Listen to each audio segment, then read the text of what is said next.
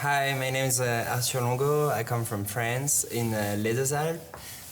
It's a ski resort in France. It's beautiful, and I'm 33 years old. So I started snowboarding a long time ago when I was very small, and then from this time I was like more doing half pipe contests until I went to the Olympics and stuff. So I was, let's say, a half pipe rider.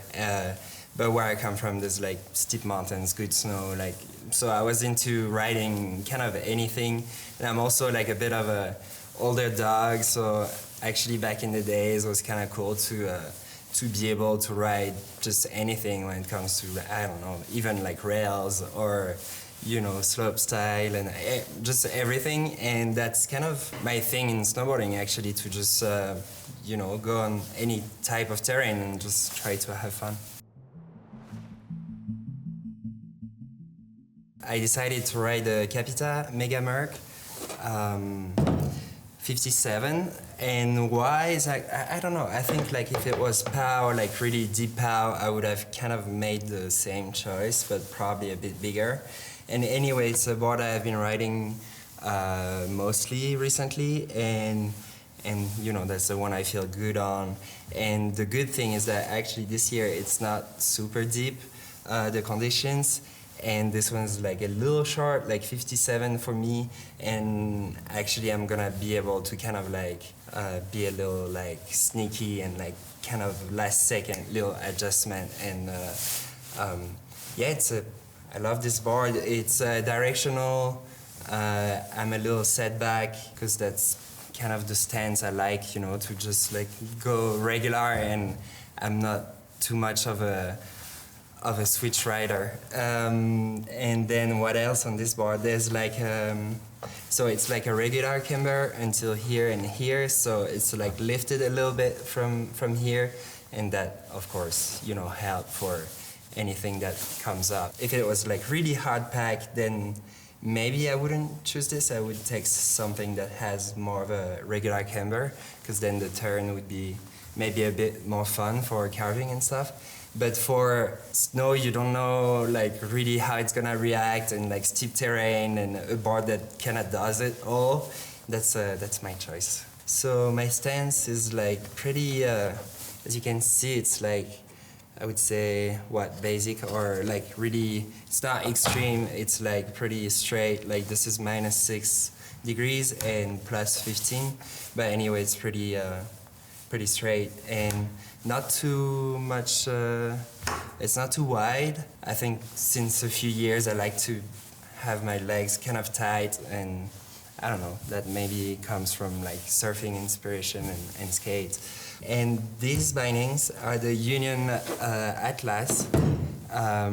They're amazing bindings, you know, they're pretty simple. They're kind of stiff, they don't, I don't know, it's hard to talk about bindings because it's kind of, the binding you choose has to be kind of working with your boots and the board, so it's kind of the combination of all of it that just makes it good or bad. And yeah, I just keep riding this because just feels good.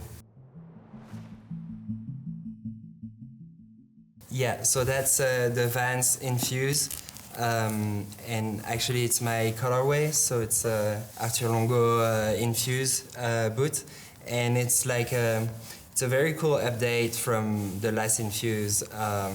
You know, there's the shroud there for the POW, you know, and this is all like nice rubber. Excuse me if I don't have the right technical names in English, but yeah, that's it. It fits really well, as I was saying, in my bindings. And I would say from a range of like soft boots to hard boots, they would be like a bit above the middle towards harder boots. And they also have, you can slide actually plastic kind of structure here to make them harder. So, and you know, they have lace, they have the boa at the here for to put your heel really down the boot, and that scratch on the top, so you can adjust a lot on whether you like to be stiff here or whatever. And for me, I keep it loose all the way, and I try to be really tight at the top it's kind of how I like it.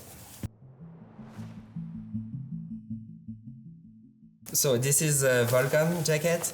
Actually, it's my collection. It's a Longo collection, and it's been the 3rd year I've been working on it. And so, you know, in like 3 stages, you can like get to something you really love. And so when it comes to the fit or the fabric or the details, I really had time to work on it and to make up my mind on what I like. What I could say about it is that I try to keep it simple, but it's still a Gore-Tex jacket. It's warm. You know, it's a jacket. We didn't reinvent the jacket, but it's kind of the fit I really like. And yeah, that's it.